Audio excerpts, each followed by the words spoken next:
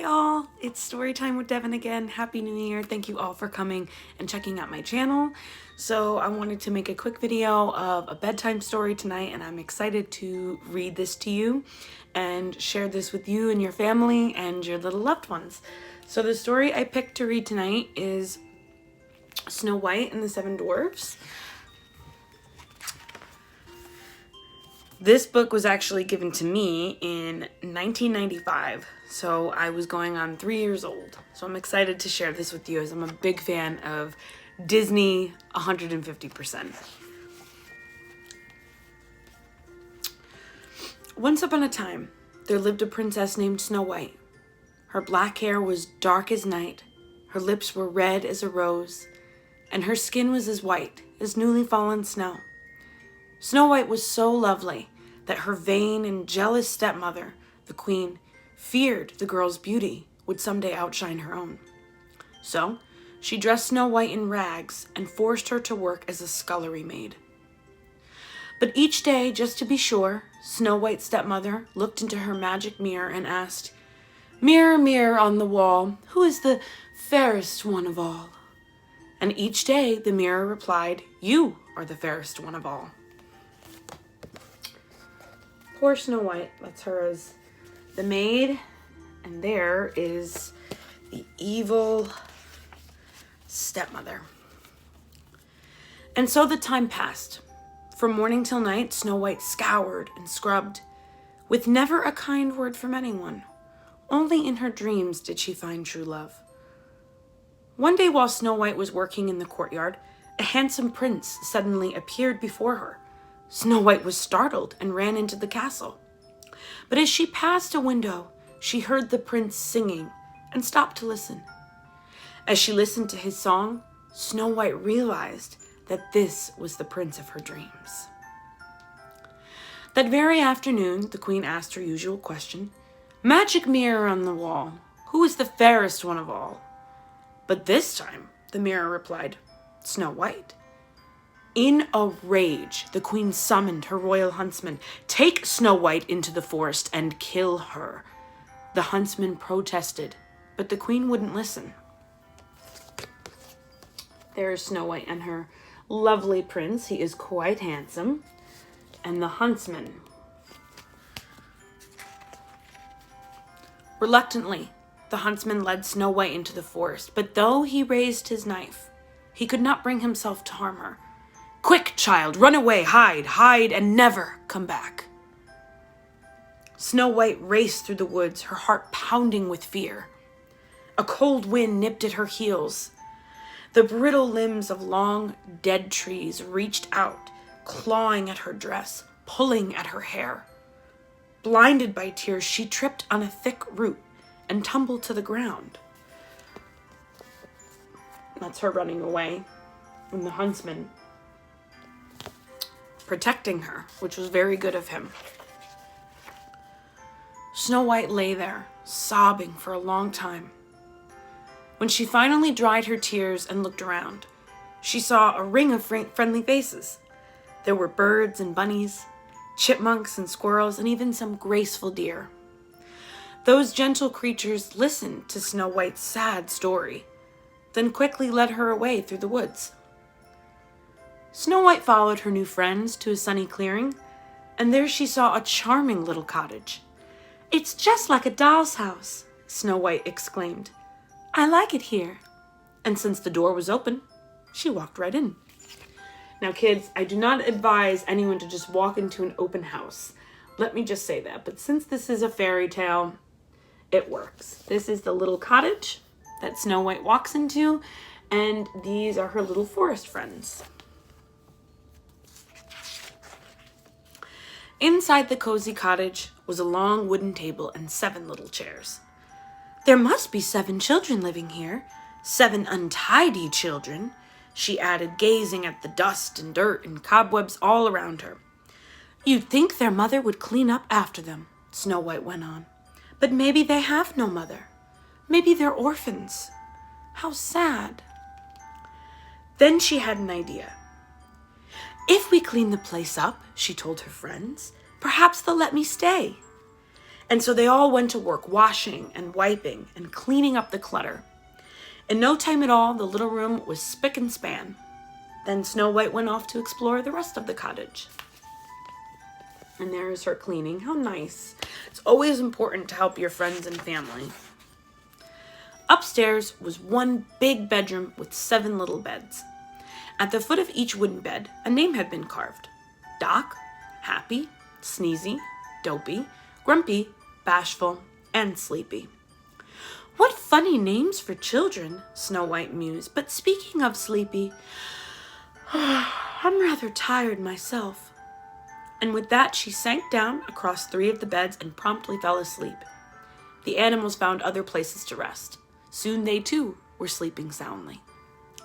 That night, the owners of the cottage returned. But they weren't 7 children. No.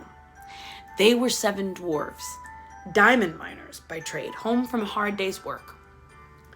And when they saw their strangely tidy house, they were immediately suspicious. "Hey, someone hid our dishes," Happy said, pointing to the cupboard. "And someone set the table," said Doc. "The whole place is clean," whispered Bashful. "There's dirty work afoot," Grumpy said. Now, typically, you should be grateful when someone does something like this for you. All of the dwarves. I'm curious to know in the comments who your favorite is. All 7 dwarves trooped upstairs where Snow White was just waking up from her nap. They took one look at the big figure, stretching and yawning under the sheets, and they thought they'd found a monster sleeping in their beds. "Let's attack it while it's sleeping," one of the dwarves said. But just then, Snow White popped her head out of the covers and said, "How do you do?" By the time Snow White explained her plight, all the dwarves were smitten by her beauty and sweetness. All except Grumpy. "Tell her to get out," Grumpy said. "The evil queen has magic powers. If she finds Snow White here, she'll swoop down and wreak her vengeance on us." But the other dwarves wouldn't hear of it. "You must stay," they told Snow White. "We'll protect you from the queen." It's so nice to have people that are helpful like this.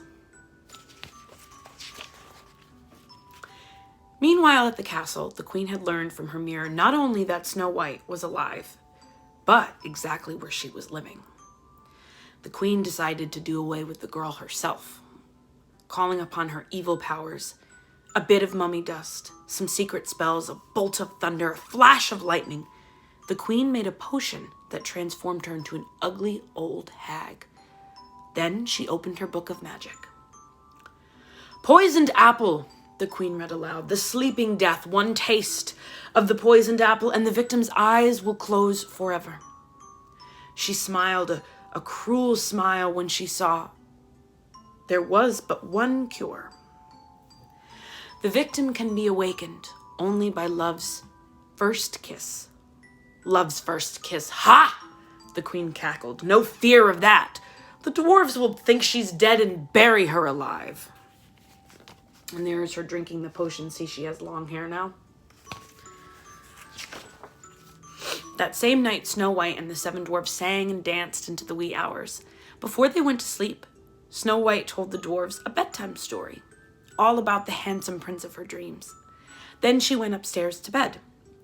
The dwarves settled down to sleep on chairs and in cupboards, ready to keep her from harm. Snow White got up bright and early the next morning to make the dwarves a nice hot breakfast, apple pancakes, which sounds delicious. After the last yummy crumb had been eaten, it was time for the dwarves to go back to their mines. But first they had some words of warning for Snow White. "Beware of strangers," they said. "The queen's a sly one. Don't let her fool you." Then they marched out of the cottage cheerfully singing, "Hi ho, hi ho, it's off to work we go." I love that song. And there's them dancing. She kisses Grumpy on the head. The birds and bunnies kept Snow White company as she began her chores. Suddenly, an ugly old peddler woman came by holding a basket of apples. She held the red one out to Snow White. "They're delicious, dearie," she cackled. "Try one, But before Snow White could reply, the birds flew at the woman. "Shame on you," Snow White scolded the birds, "frightening a poor old lady." And shooing them away, she invited the old woman in.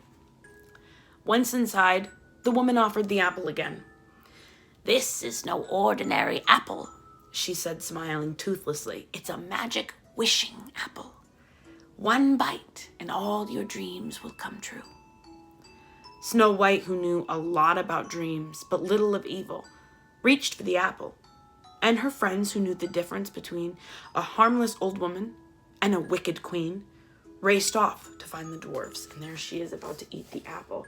This is why you can never take, today's day and age, you can't take food from strangers. The dwarves arrived at the cottage just as the old hag was running off. They chased her through the woods and up a rocky cliff. Higher and higher she climbed, the dwarves close behind. Then she was at the summit, trapped, with no place to go. A sudden storm came up, thunder roared, and lightning flashed, shattering the edge where the witch was standing. Shrieking, she fell to the rocks below. The 7 dwarves hurried home to find their dear princess lying on the floor, cold and lifeless.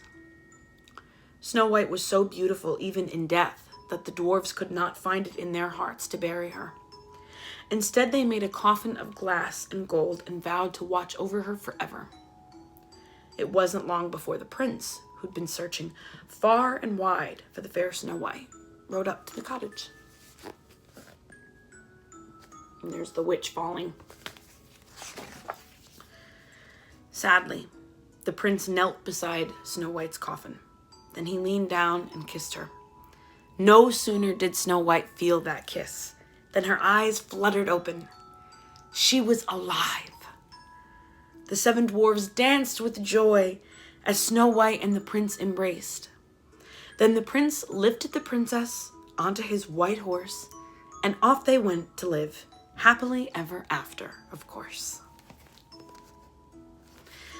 I hope you all enjoyed this story as much as I did. This is truly a classic. The moral of this story, I think there's a couple, is to never let your jealousy get the better of you when it comes to someone's beauty, and to be as helpful as you can within reason in helping others. These dwarves were very kind to Snow White and did their best to help her in her time of need, and it worked out for her in the end. Until next time, sweet dreams.